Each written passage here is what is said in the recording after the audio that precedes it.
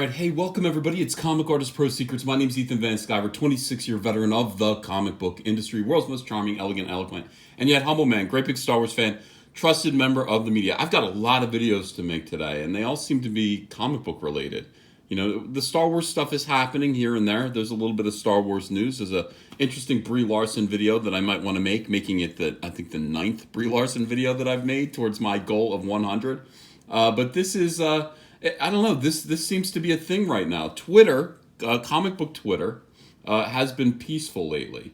It's been peaceful for comic skaters. And the reason why, I believe, is that we have driven most anti-comic skaters to absolute apoplexy, and that has resulted in their silence. But also, you've got this interesting situation going on.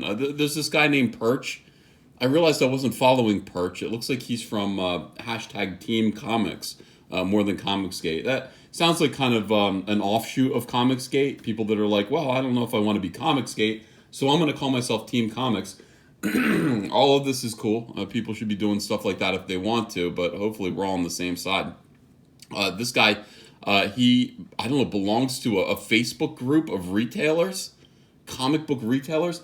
And this happened, this interesting thing. Now, comic book retailers, just so you understand, are the center of victimhood in the comic book industry. These people are, these people rely. They're the mark, okay, in Carney terms. These people basically rely on Marvel and DC to produce sellable work. Sellable, fun comics that attract customers to their stores. Because the way the industry works, of course, is these comic book retailers get a catalog from a distributor called Diamond, and they get to choose what comic books. This catalog is the books that are all going to come out in 3 months. Okay, so we're looking ahead 3 months. We're deciding what we want to buy, what we want to stock. And Marvel and DC have all of their books in there. And the retailers basically pick and choose. They have to guess how many copies of each comic book that they're going to buy in order to hopefully have a complete sell-through. At this point in time, comic books are like bread. Ordering new comic books, it's like ordering bread from a bakery. They go stale. And they're no longer a consumable product. If comic books are not purchased, if these new comics are not purchased within 30 days, it's not like it used to be. Back issues are worthless. These comics decline by 95% of their value if they are not purchased within that first 30 days. So these people are investing $3 or $2 and change. I think the answer is $2. Retailers are investing $2 and change in buying a book that they hope to sell for between $4 and $5 to you. And if they don't sell it, the book is not returnable. It ends up in a bargain bin for 25 cents. And, basically, it is just praying to God that somebody will buy it for a quarter and at least alleviate some of the loss that they incurred there. So now they're completely at the mercy of Marvel and DC, and Marvel and DC practice some predatory publishing ideas that basically put them really on the spot. If they're going to launch, they launch a bunch of new number ones. Retailers feel like they have to over-order number one issues because number one issues traditionally sell better than the follow-up issue. So let's just cancel everything and just constantly launch new number ones to keep our numbers up there. Retailers fall for that. And then the retailers are also offered these variant covers all the time. And these variant cover scams where it's just like, okay, look, for Daredevil number 8, there's 9 different covers on it. And you're not sure as a retailer which one people want, which one that you should order more of. Oftentimes, and also, let's just say that you do order, 90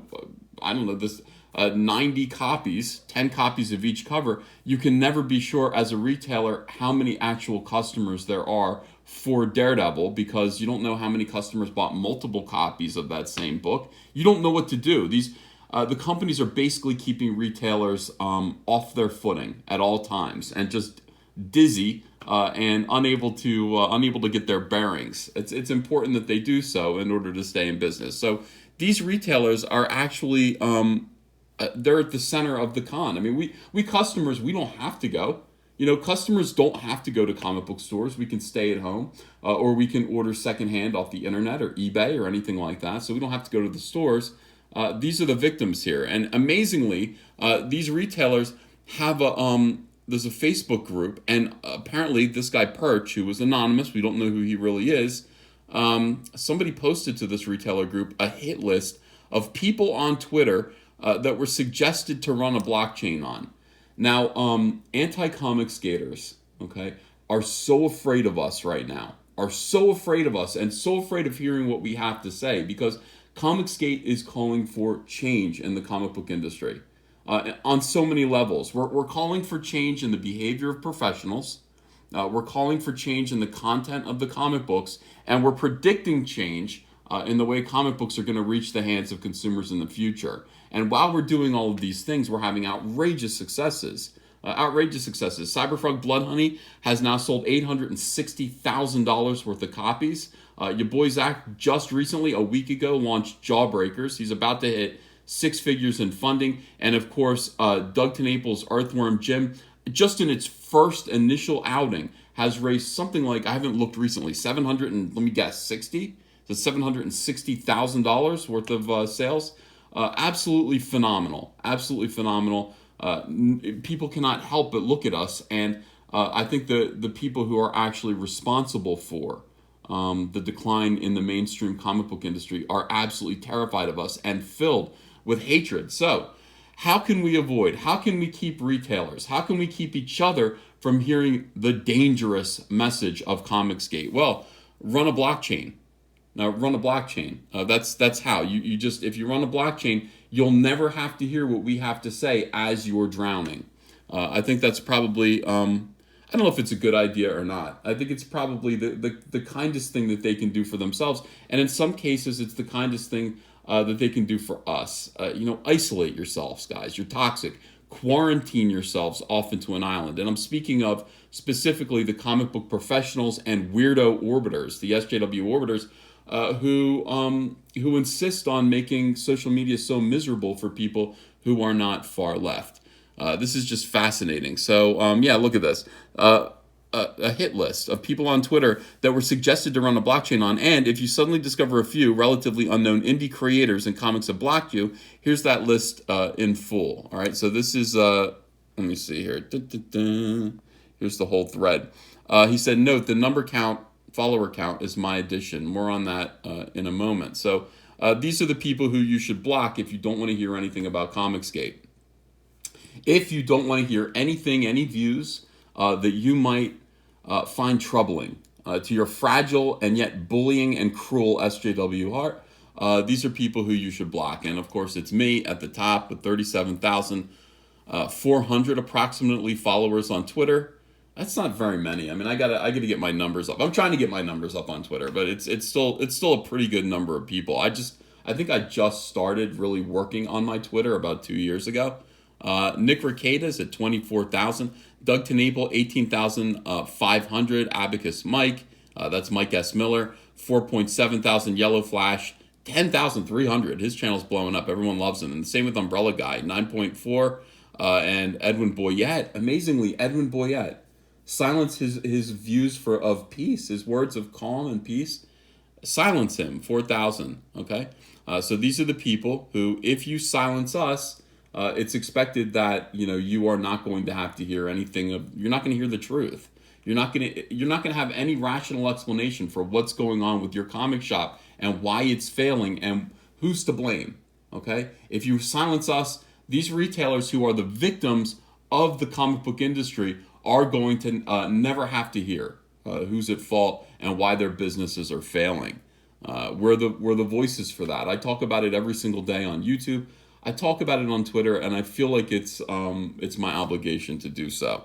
All right, so Perch goes on. So if you use Twitter Analyzer, you get a lot of overlap in the followers with those accounts. Now, this is the most important thing. Even if you don't want to hear what I have to say, even if you don't want to hear what Doug TenNaples or Mike S. Miller or poor Edwin Boyette, Umbrella Guy, Yellow Flash, even if you don't want to hear what we have to say, we have an enormous following. Here on YouTube, I have nearly 130,000 subscribers, but on Twitter, 37 and a half, nearly 1,000 followers as well. The total number of unique followers, meaning if you just kind of, we have a lot of overlap, 44.2 thousand across all of them.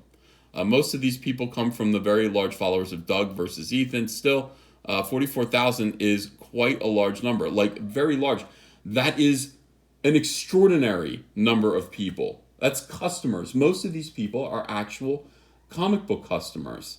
I have sold 20, where am I at now? I think almost 20,000 copies of Cyberfrog Blood Honey. So half of these people, ostensibly half of these people, the number of these people, were valuable enough customers that they had at least $25 to give to me for a single comic book. That's important. That cannot be understated. That cannot be overstated. I mean, these people are important customers, and they are customers with money who are willing to purchase product. Why are you blocking them? Why are you blocking them? Why do you care? Why do you care who they're associated with or who they're acquainted with at this point? This is why the comic book industry is dying. This is why things are so crazy right now. I speak the truth. People listen to me and recognize that I speak the truth. And those who are willing to listen to me, I think actually benefit from it. I sell comics this way for all kinds of comic book creators who are aligned with Comicsgate. Perhaps open your ears a little bit. Open your ears. All right, but no. There's too much poisonous. There's too much fear. There's too much dread. There is real dread that SJWs are losing power, and these people would rather kill the comic book industry than ever relinquish power, ever. And that's what they're going to do. So he says, so my opinion here, I don't agree with big things some of those people say, except for me. I mean, you got to agree with everything I say, right? I mean, still blockchains that wipe out nearly 50,000 comic book fans is a staggering number. Any way you cut it. Let's just say a whopping 50% of those people are trolls. You're okay blocking 25,000 people? Yikes, especially considering the way comic books are selling right now. And he said, as I said before, mute works great. If you look at your threads and feel like you're getting dogpiled on, it's always less than 50 people. That's a daunting number of people yelling at you, sure, but blocking 50,000 people just to silence those 50, that's suicide for any indie, any creator, okay? And absolutely true. So I'm not sure like what this was targeted at, but I guess they're saying, hey, indie creators, are you do you hate? Are you intolerant of intolerance? And they say all of these things, all of these emotionally manipulative things that are not true, in order to get people to be afraid of Comicsgate, which basically has a lot of the answers as to how to stay afloat right now and how to survive in an industry that is melting, essentially. So a lot of these people, I think, who were the targets of this Facebook group and of this idea were small press indie guys right now. These guys can't even keep... I mean, it's dreadful. This is a dreadful message to these people. You know, most of my audience, in fact, all of my audience, you know, all of the people who buy my comics are, just by the very fact that they have bought my comics, are interested in buying independent comic books because they buy mine and they buy the comics of the people that I recommend. You know, it's crazy. These are actual paying customers that you want to not only block, that you not only want to isolate yourself from, but you actively want to insult them. They might hear about your book, look you up, and see that you've blocked them. Dreadful, absolutely dreadful. This is suicide. This is terrible, terrible behavior. So mute works great. He says, of course, make your own path, do what you want, but consider the impact of what you're doing. Several people at the Big Two are connected to Doug TenNapel on Twitter. You're putting a potential bullet in your long-term career. Do what you want, but 44,000, he says, I mean. He's a 44,000. What are you, nuts? And of course, there's cause for alarm. This is Comicron, and Comicron actually lets you know what the comic book sold. I mean, this is for the month of June. This just got released. And you can see the situation here as people are blocking 44,000 customers on Twitter, sending them the message that they don't, you know, what they have to say, what they're interested in is so unimportant. It's so uninteresting to these people who must be high rollers. All of these people, all of these professionals, all of these indie creators who are blocking 44,000 people must be rolling in it, right? Well, maybe because, look, the number one comic book is 255,709 copies. That's Black Hat number one. I don't know how that happened. How did Black Hat sell that many copies? Who knows? Deceased number 2 is selling 152,000. All right, we're cruising. Silver Surfer Black, 129,490 copies. Batman Damned, a Batman comic, is at number 4 here. 115,414 copies. All right. Oh, from there it's a steep drop off. Only 4 comics are above 100,000 copies sold right now. Only 4. That is the state of the industry. That is the state of the disunion within comics. And then from there, again, steep drop off. Another Batman book, Batman Who Laughs. That's not even the real Batman. 98,000. Spider-Man. Scrolling down, it is bleak. This landscape is bleak. Detective Comics, where's Batman? Batman up here, barely in the top 10 now. DC's flagship title, barely hanging onto the top 10, with sales of, just sucking the nipple of 80,000. Still in the 80s, but not for long, I'm afraid. It looks pretty bad. War of the Realms dropped off pretty significantly. It's now in the 60s. Again, dreadful. But let's actually scroll down and we'll see what 44,000 means. Oh, 44,000 fans, 44,000 customers means the number 31st book, the 31st book on the top 500, Green Lantern, which is selling 44,066 copies. That's a significant audience. In this absolutely devastated comic book industry, 44,000 people is a significant audience. That is a mainstream B-level, B-list DC comic right now. That's shameful. And so who are these people? By the way, the people who are blocking, who are mass blocking, 44,000 comic skaters, are these people all big-time pros? I'm not sure. It seems to me that most of them are indies that are getting pushed around by other indie creators and told this is what you need to do in order to be in the motorcycle club that is the failing comic book industry. I wonder what that leather jacket looks like. Moth-eaten, has holes in it, and smells like patchouli. We scroll down and we see the true state of the independent comic book industry right now. Whereas, Boom Studios, 3,000, they have comics. Rocco's Modern Afterlife is selling, absolutely terrible. The new Mags Visaggio book, Marilyn Manor, number 1. Why do they keep doing this? Why do they keep giving her books? Number 1, 3,300 copies here on IDW. The premiere issue, 3,300 copies. That 3,300 copies sold to retailers who were emotionally manipulated and blackmailed into buying a comic book because the creator is trans and a victim of Comicsgate, I guess. Well, it didn't work out that well. 33,000 copies sold. Now, imagine what would happen if these independent creators actually sought the custom, as they say, of people who disagree with them by saying, I don't care what you believe in, I just want your money. I want you to buy my book and read my book. Maybe they would have a portion. Maybe they would capture a portion of the sales of those 44,000 people. Is that possible? Could we put aside our lunacy and our derangement for 1 minute and just think about business? No, I'm not sure. I'm not sure what the problem is there. But I mean, yeah, we're looking at sales that mean homelessness down here for indies. Just homelessness. I mean, $3.99. They're even pushing their books up to $6 now to make up for the fact that their comics are selling 1,939 copies. And these are just regular books. These are not lengthy books. There's nothing special about them. But yeah, you've got to do what you can do to survive. Black Mask Militia, 1,615 copies. Guys, these are pathetic. These are terrible sales. Black Mask, you should be ashamed of yourself, and your book Militia shouldn't even come out. It should never be printed at this. I mean, print it, of course, but just from a business standpoint, Planet of the Nerds from Ahoy, #Danger, 1,400 copies, Oh, good. Alexandra Ocasio-Cortez. We find out what the numbers are for that book. 1,464 copies. I would say don't run for president. I would say probably keep those political ambitions in check. Morning in America, another Mags Visaggio book, number 4 issue, 1,272 copies sold. This is sad. But for some reason I can't stop looking. It's like looking at a car crash. I can't turn away. Oh my God, are we going to actually sink below? We are going to sink, guys. We are going to sink below 1,000 copies on the top 500.